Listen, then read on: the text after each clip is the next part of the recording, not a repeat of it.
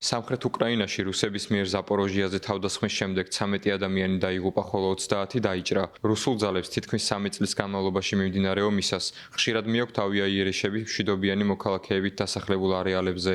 უკრაინის ლიდერი ვოლოდიმირ ზელენსკი კი განაგრძობს მოკავშირეებზე მოწოდებას უკრაინის საჰაერო თავდაცვის სისტემების გაძლიერებასთან დაკავშირებით.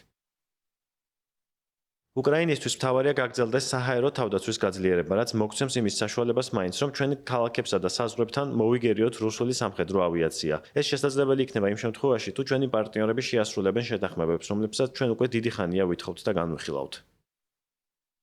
ევროპაში მეორე მსოფლიო ომის შემდეგ ყველაზე მასშტაბურ სამხედრო კონფლიქტს უკვე ემსხვერპლა ათასობით მშვიდობიანი მოქალაქე. 8 იანვარს უკრაინის სამხედროებმა განაცხადეს, რომ რუსეთის ტერიტორიის სიღრმეში იერიში მიიტანეს საწვავის შესანახ სივრცეზე, რამაც მასშტაბური ხანძარი გამოიწვია დაწესებულებაში, რომელიც ერთ-ერთ მნიშვნელოვან რუსულ ავიაბაზას ამარაგებს.